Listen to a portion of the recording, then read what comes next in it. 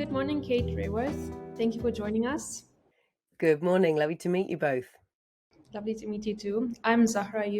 I am Aqeela now. And we're currently grade 11 students doing the IB diploma at Windhoek International School in Namibia.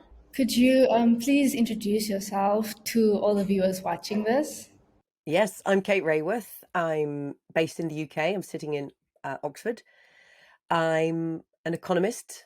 If I have to put a name on that, I would say I'm an ecological economist because I studied economics at university 30 years ago and was really frustrated by what I learned. And 30 years on, I'm part of a movement, I think, of new economists determined to rewrite economics so that it's actually fit for the realities and the challenges of the 21st century. So I wrote a book called Doughnut Economics, 7 Ways to Think Like a 21st Century Economist. And I've been amazed by the interest and the traction that that's had with teachers and cities and communities and governments. And so I run Doughnut Economics Action Lab, which puts these ideas into practice with practitioners. That's really impressive to me that you use something from university level and then you are incorporating it in the real world today, 30 years later, like you said. Currently, we are in the middle of a Group 4 science project, which is on regenerative agriculture, which in a way relates to your book, Doughnut Economics. So, Kate, do you mind telling us what does regenerative mean in relation to economics, and how is this connected to your idea of the donut? Sure. And can I share some images with you to answer that? Because for me, pictures are really important. I realize I think very visually, and Doughnut Economics is all about images. And if I'm going to describe the importance of regenerative, I first need to define what's the goal, right? For me, economics should begin with, what are we aiming to do here? Economics means the art of household management. So I believe this is the era of the planetary household. What are we trying to do? What does success look like? And what are we trying to regenerate? So Yes, of course. let me share my screen. So here's the donut. Think of it as a compass for human prosperity in the 21st century. And if you think of humanity's use of Earth's resources radiating out from the center of that picture, we have 2 goals. 1, leave nobody in the hole in the middle. The hole in the middle is a place where people are falling short on the essentials of life. They don't have the food, healthcare, education, housing, voice, income that every person has a claim to. These 12 social dimensions come from the Sustainable Development Goals. So all governments in the world have already agreed that every person in the world has a right not to live in that hole. So 1, leave no one in the hole. But as we seek to do that, we must be aware that we use Earth's resources and we start to put pressure on the very foundations of the life support systems of our planetary home. We risk going beyond this ecological ceiling and causing climate breakdown and acidifying the oceans and creating a hole in the ozone layer and breaking down the biodiversity web of life. So we must also stay within the ecological ceiling, stay within the limits of the planet. So in the simplest of words, we've got to meet the needs of all people within the means of the living world. And that's the goal of the donut. So we want to be in that green donut-shaped, safe and just space for humanity. As you can see at the bottom, it says this would be a regenerative and distributive economy. Because if we want to get into here, the challenge we face is that right now we are way out of this place on both sides. As we know, billions of people worldwide fall short on the essentials of life. That's all the red that you can see in the hole. We want to eliminate all that red from the middle of the picture, but we're also overshooting many planetary boundaries. And we need to eliminate that at the same time. We need to come into this space from both sides at the same time. So the regenerative story, I would say, is coming back within the limits of the planet. But we also need to be distributive, coming out of the social hole. So let me come to the regenerative story, right? And we can see that the world is deeply degenerated. We are overshot our pressure on the planet. We are literally breaking down the life support systems of our planetary home. And that's because we've inherited, I think, an industrial system of human activity, economies that are degenerative by design. They're systems in which we thought it was normal to take Earth's materials, make them into stuff we want, use it for a while, and then throw it away. We lose that material. And that has been running down the life support systems of our planetary home. that's what's pushing us over these planetary boundaries. We take and take again and again, fish from the ocean, timber from the forest, we transform the land and exhaust the soil, and we spew our pollutions into the atmosphere with carbon emissions or plastics and toxins into the soil. So we need to go from this degenerative design, linear and degenerative, to cyclical and regenerative. And I think if you're studying regenerative agriculture, I hope this starts to look familiar. So the regenerative world, instead of take, make, use, lose, we have to use again and again the resources that we have. And again, you have to separate them into two loops. On the one hand, you've got the biological materials, like soil, like plant, anything that grows, anything that's organic and that will decompose. And we have to regenerate that loop through life cycles. Life works like this. Her genius is she builds things up from building blocks and then decomposes them and builds them again. There's no such thing as waste. There's no throwing away in nature. She uses everything again and again with abundance. So we need to enable nature's processes. And that's the quest of what would it mean to practice regenerative agriculture that provides food for humans, but also restores and reinforces and rewilds much of the land. But then there's the other side, which is the technical materials, all human-made materials like this computer mouse made of plastics, any phone, any ceramics, metals, anything that won't decompose because we've transformed them in the way we've made them. So instead of expecting them to decompose, we have to mimic nature's cycles. We have to repair them and share them and reuse them and refurbish them and restore them, and at last resort recycle them, but never think that we're going to throw them away because there is no away. So just a couple of examples. We want to go from the degenerative world where we degraded the land, and not just stop at sustainable, which I think as a word has become too much meaning, just sustaining things, keeping them as they are. The ambition becomes zero harm. But why stop at zero when we can break through that do no harm point and actually restore? We've degraded the world, so we must restore the land and regenerate the soil.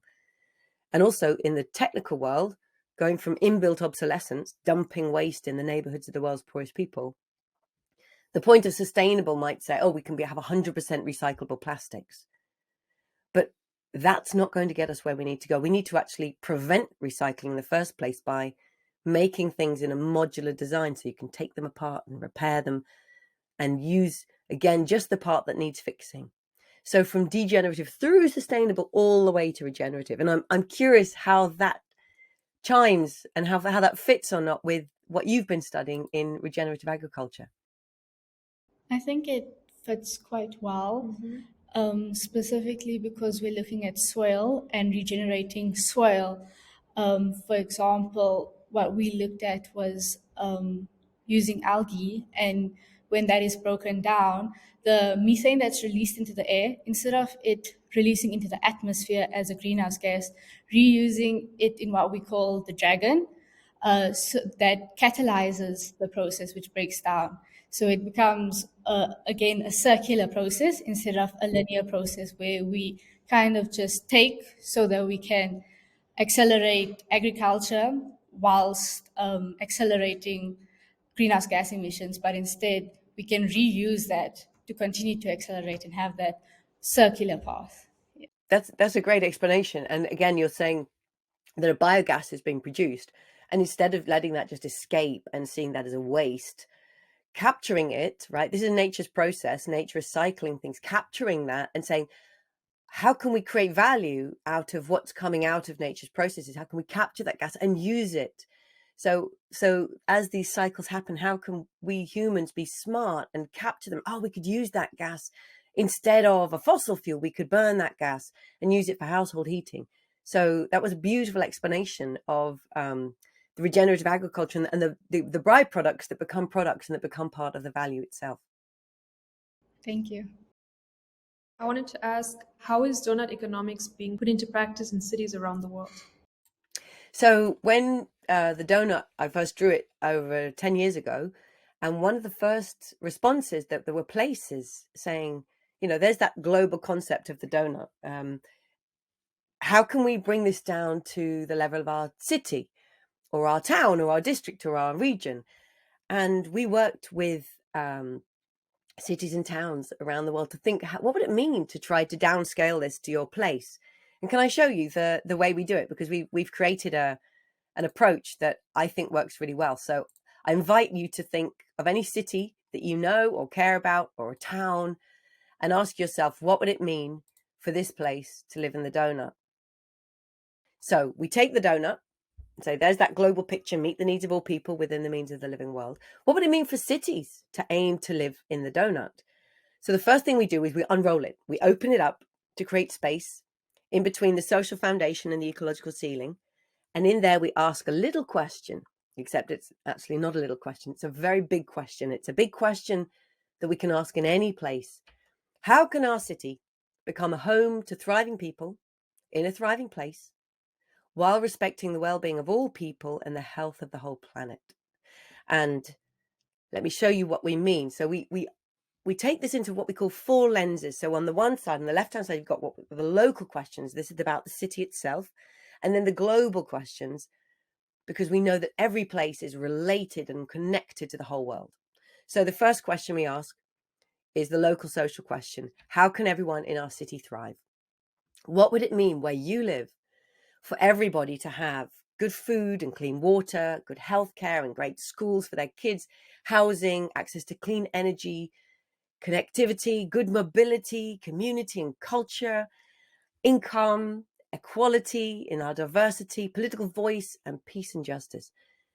Every place in the world needs to have that conversation. What does this mean here in our culture, in our context, with our history, with our people, and the diversity of people who live here? What does it mean to make sure that no one is left falling short on the essentials of life? And how are we doing in relation to that right now? And then we can add to that what we call the local ecological question. How can our city be as generous as the wild land next door? What do I mean by that? So nature is generous in every place in the world, whether in Namibia or the UK or in Kenya or in Abu Dhabi. Nature has learned in each place to sequester carbon, to store groundwater, to cleanse the air, to house biodiversity, to cool the climate. How can we learn from her generosity? So you can see the little icons. These are nature's generosity in a place, and she does it differently in every location in the world. So how can we create cities that aim to be as generous as the way that nature is generous here? So you could go to the wildland next door and say, what is nature's generosity in this place? How much carbon actually is sequestered? How much groundwater is stored? How much does she cool the air from the tops of the trees to the floor of the forest on a hot day? And let's take those as our standards. And what would it mean to create cities that are as generous as nature, that store as much carbon instead of releasing it, that store groundwater under the pavement instead of having flash flooding, that cool the air on a hot day instead of having an urban heat island effect, that house biodiversity instead of making cities that are just arid of life?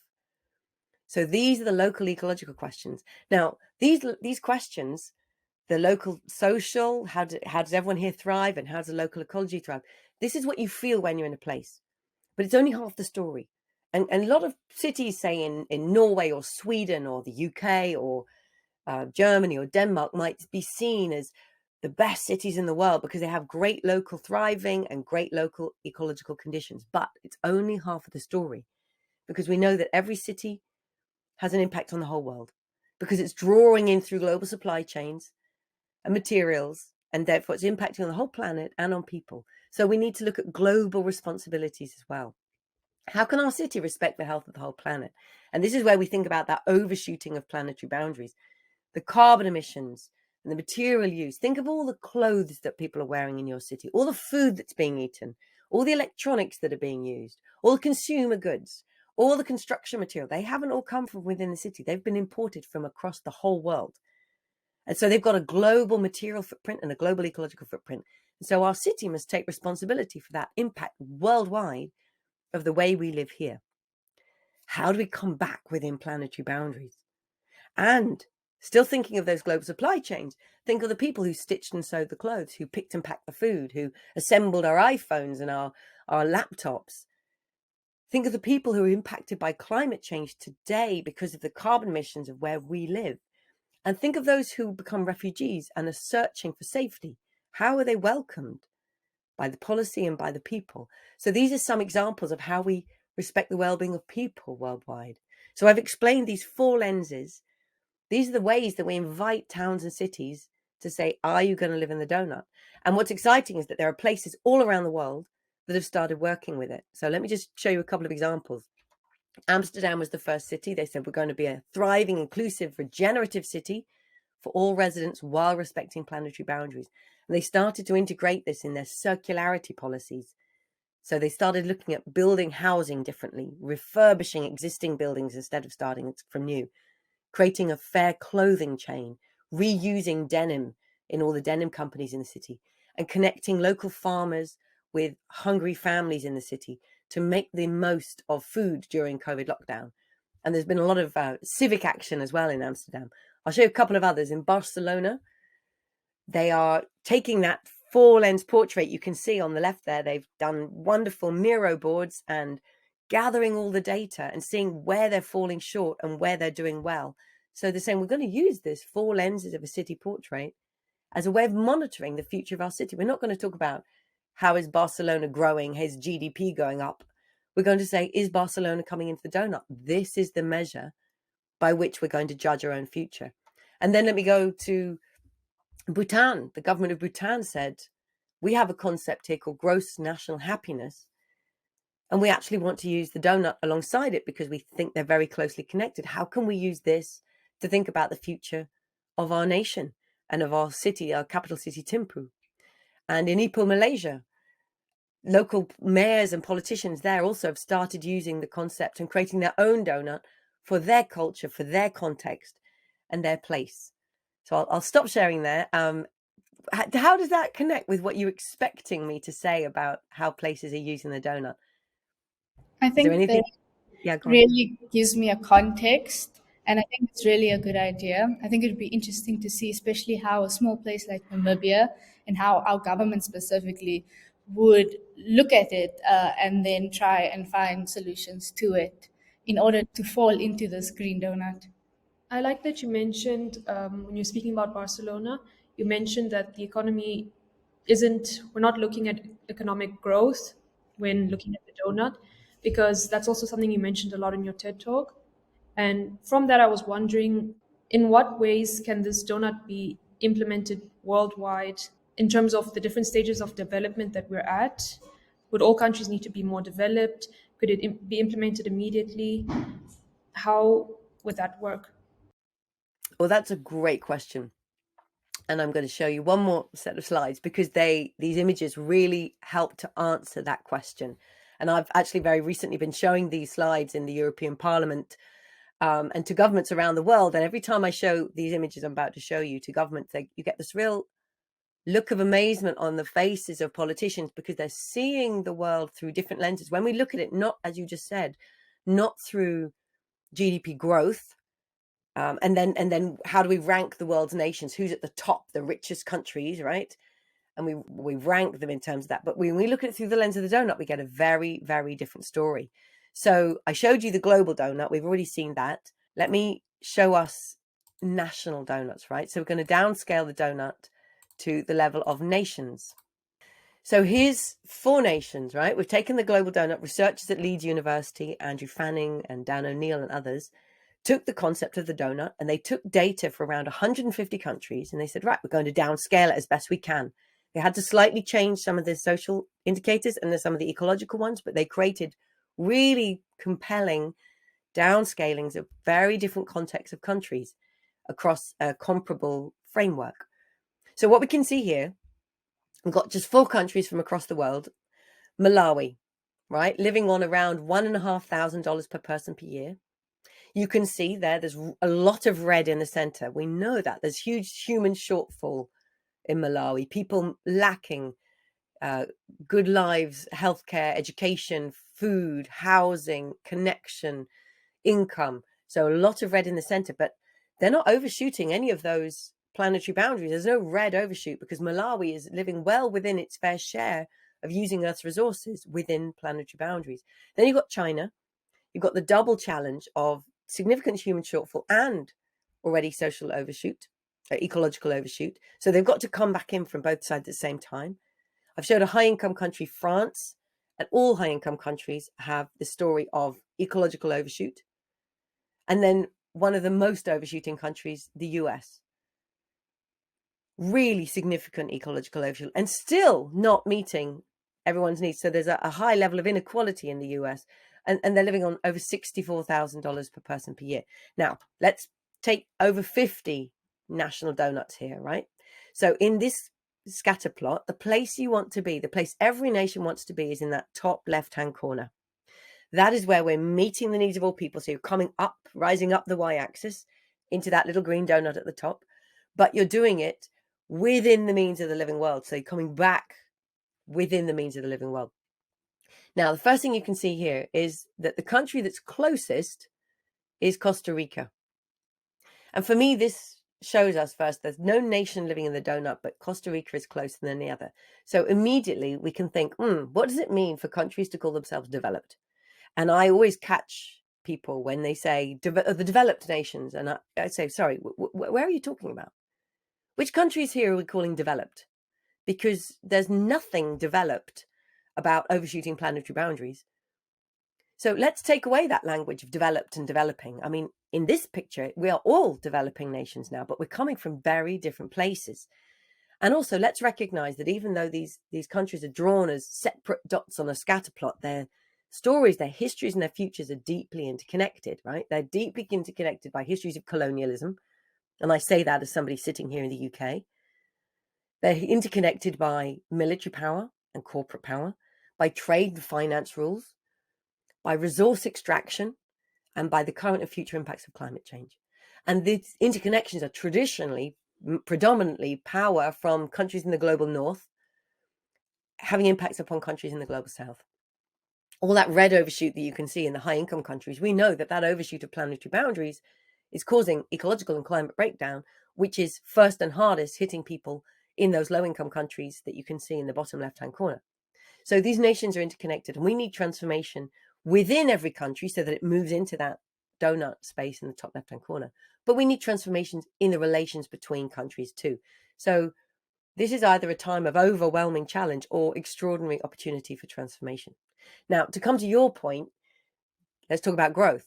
The history of GDP growth has basically taken nations on this pathway, right? As income rises, we know there's a very strong correlation from low income, from around Malawi's position of $1,500 per year. As income starts rising, it has phenomenally positive impacts in terms of achieving better healthcare, child survival, education, nutrition, housing. So it rises up, but instead of going straight into the donut, what's happened traditionally, because our industries become degenerative, instead of going into the donut, we go straight past that corner, way over into overshoot. So this is the trajectory that the growth-based economy has taken us on. This is the past. And we need to be going in the opposite direction. So for me, the exciting question is this: can we totally turn that direction around? The future of planetary prosperity. And instead of talking about developed, developing countries, because this diagram says that language doesn't make sense here, let's cluster them. And I'm going to propose a reclustering of countries into groups of 3, and ask then you both to think about, in response to your question, what this might mean for different countries in different places. So let's start with what I'm going to call here the rise nations, right? So we've got Uganda, Kenya, Malawi, Cameroon, Bangladesh, Pakistan, India, Ghana, Egypt, Indonesia. Can these nations increase their incomes and meet people's needs, but do so in a way that's totally different from the path that's been taken by any country before them? So they don't go into that ecological overshoot, but instead they actually rise and they go into the donut. So meet the needs of all people without overshooting planetary boundaries. What kind of technologies and energy infrastructure and transport infrastructure, and what kind of housing design, what kind of agriculture, what kind of industries would enable them to actually go on this path? And what support do they need from the rest of the world to make that possible? This is an unprecedented journey that they're going to make. Then we've got what I call the Reorient Nations, right? These are the countries, many of them are considered major emerging economies. We've got Turkey, Russia, Mexico, Iran, China, instead of going straight past the donut, can they actually turn that direction and start to meet people's needs while coming back within planetary boundaries instead of overshooting them? Now, these are countries that are in the process of really building massive infrastructure, that electrification, major housing projects, transport. How can they transform the infrastructures and the directions that they go in and the industries that they're creating so that they actually start moving into the donut instead of away from it? So that cluster of Reorient Nations. And then let's come to the high income countries. I'm calling them here the reduced nations because that's the most visibly obvious thing that needs to happen. All of that red overshoot, they need to come back within planetary boundaries while meeting the needs of all of their people for the first time, because they haven't done that either, even on such high incomes. How are they going to do that? How are they going to sustain high income, high well-being, while massively reducing their ecological overshoot, carbon emissions, footprint of material use, land, water, reduce their draw on the rest of the world? This too is an unprecedented journey. How will they do it? So to come back to your question, I think that the concepts of regenerative design and distributive design, sharing value far more equitably with everybody, to me, the dynamics are relevant in all of these countries, but they will look very different. So what regenerative design looks like in Malawi and Pakistan may be very different from what a regenerative pathway will now look like for the United States and Norway. But they're both moving from very different starting points. They're both moving towards a similar future destination. And I'm curious what you both think of that, and where what you hear there, and whether that chimes with what you've been learning about regenerative agriculture. Do you think it's possible for both India and Malawi and indeed Namibia to practice regenerative agriculture of one kind, but also the United States and Sweden and Germany to practice regenerative agriculture? Would it be a different kind? Would it be the same kind? What does it mean at very different ends of the income spectrum? I think that it would be different depending on the place and also the economy itself. So, for example, what the industries mainly rely on or what the economy mainly relies on. And what I really like about the donut is that it shows the different disparities and how they look different in different countries. One thing that I did think about is a lot of people believe that African countries are the future of the world, but kind of looking at the donut, you can see that all the countries have the potential to reach that donut circle, but they will all have to find different methods because each country is at a different position. So I just found it really interesting. It will be really interesting to see how all the world's countries takes different perspectives and different takes on either reducing or reducing the disparities between the people in the country. Yeah. Indeed. And of course, as you said, all the world's countries need to move in that direction, but also we need to see transformation of the relationships between. So how do global trade rules need to change? How do financial rules need to change? How do technologies need to be shared between countries to make it possible for those low-income countries to leapfrog technologies and actually invest in the kind of clean energy futures that will enable them and enable the world to come back within planetary boundaries? So it's a fascinating time to reimagine development. But as you can imagine, when I show that diagram to countries that are used to being considered highly developed, like the United States or Australia or Norway, when suddenly they're not close to the sweet spot, they're not close to the goal, they're quite far from it, it's sometimes a very shocking moment for government officials or from people from those countries to reassess and to take away this idea that, well, we're developed and they're developing and they need to try and be more like us. And so how we measure things and how we depict things really changes what we say the goal is and what is success. And that's why I think it's so important to start with the donut. This is the shape of success, and it affects all of us. That's what really was one of the sources of my frustration when I studied economics, because we didn't have what success, as far as I was taught, and we barely discussed it. Well, success is GDP growth and a high income country. Well, it's not at all, because growth has taken us right into planetary overshoot. So if we ignore the living world when we study economics, we create a false goal, which we pursue to the detriment not only of our own nation, but to all. So I think it's incredibly important to recenter this and change the paradigm. This is what this aims to do. Something I find very fascinating is, to a large extent, the donut challenges our views on development, the perspectives we've been taught on development. And that reminds me of your tweet that was about free open access curriculum and textbooks on regenerative economics. Why do you think this is so significant and so important? So I wrote Doughnut Economics because I was so frustrated by what I was taught at university. I didn't study economics at school. And by the way, I'm so impressed by the way both of you speak about the world and economics and your understanding. And if I wish I had at least had an education like what you're getting now and understood, regenerative design. Imagine back in the early 1990s, if we had been taught to think about regenerative design, we weren't. We were taught very mainstream economics. But I studied at university and I wrote Doughnut Economics because I was so frustrated by what I was taught. And I wanted to write the book that I wished I could have read when I was a student that said, you know what, the mainstream economics you're being taught, that's not the only kind of economics that exists. There are many other ways.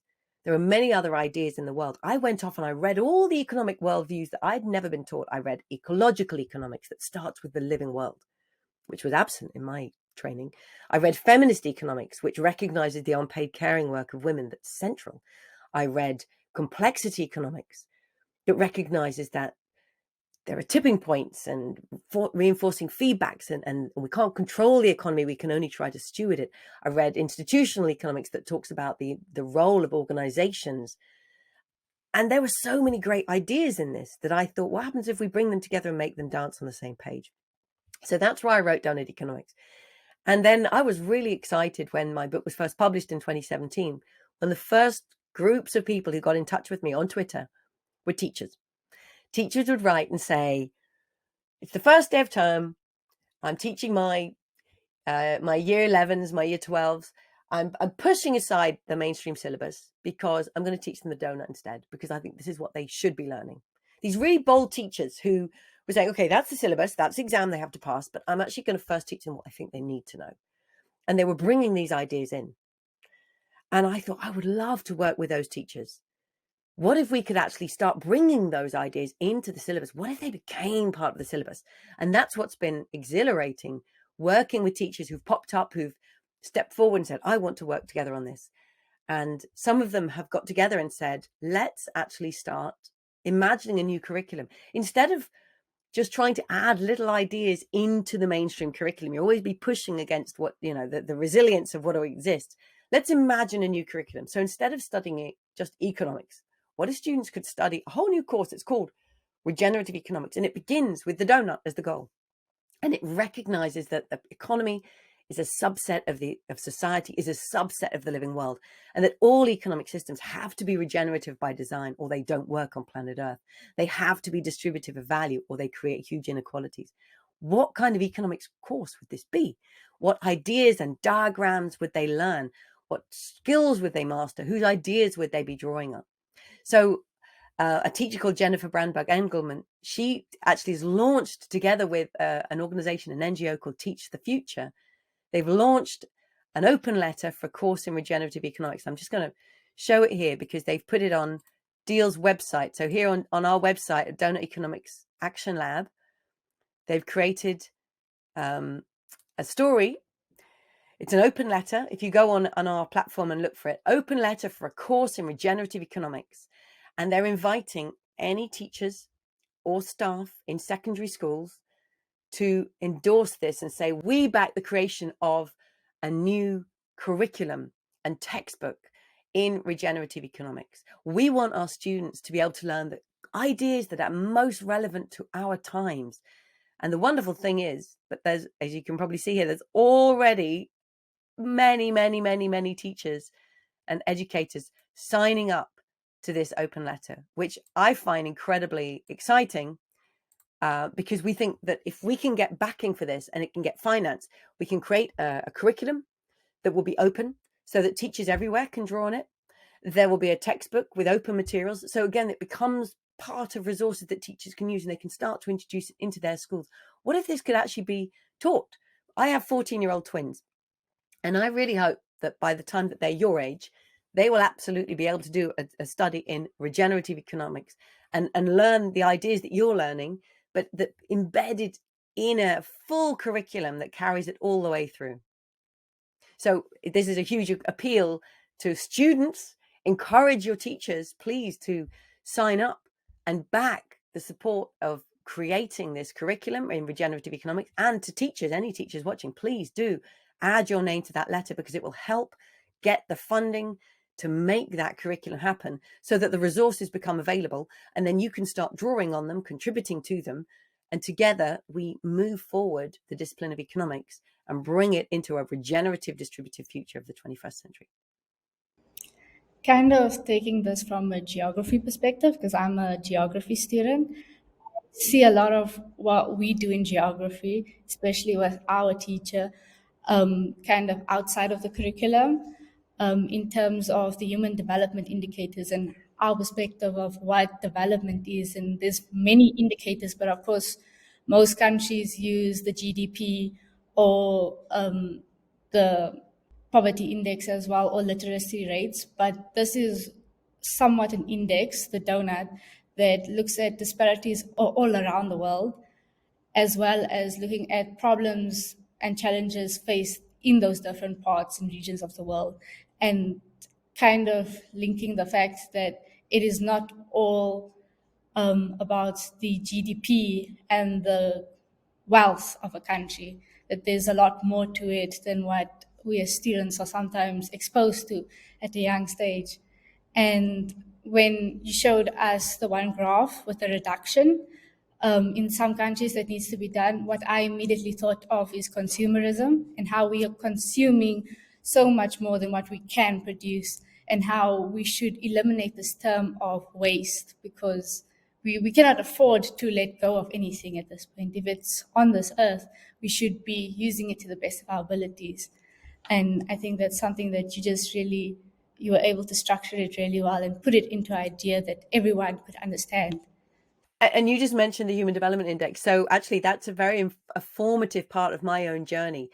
When I was a student, as I said, we were taught, the ranking of countries in the world is on GDP per capita. That means you get Norway and Australia and Canada and at the top. That was back in the 1990s. I spent 4 years working as part of the team at the Human Development Report at UNDP in New York.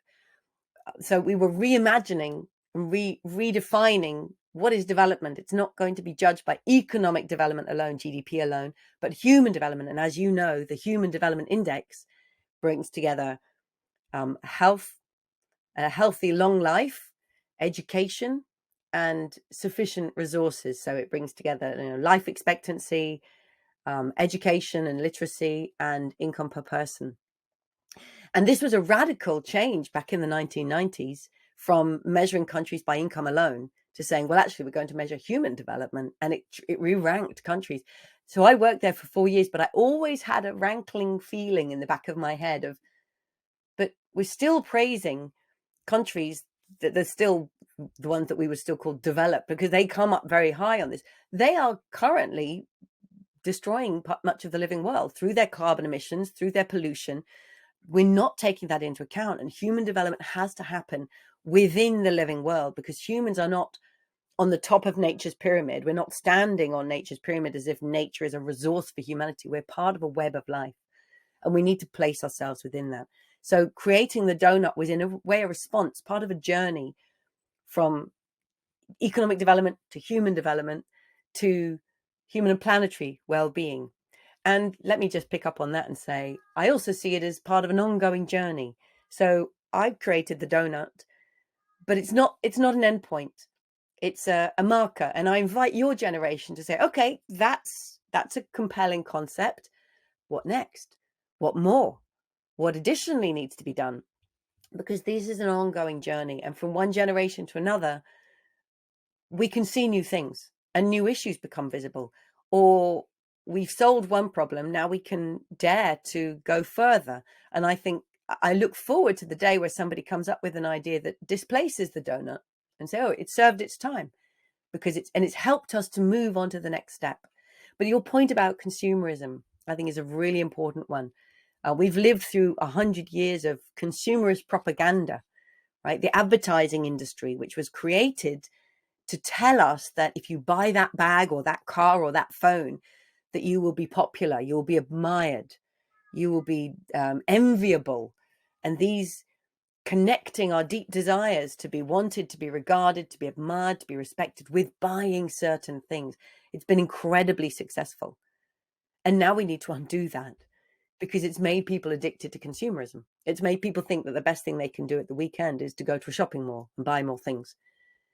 So how do we undo that psychologically? How do we actually say, well, if you really want to belong and be included and respected, is actually your well-being doesn't come from owning more stuff and creating envy in others. It really ultimately comes from connecting with people, connecting with the living world, helping, giving.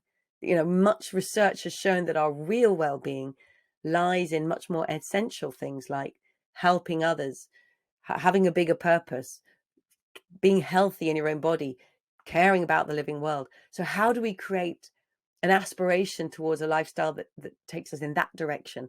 And of course, it's a much, much lower impact activity in the world. Thank you so much. Finally, do you have any questions for us?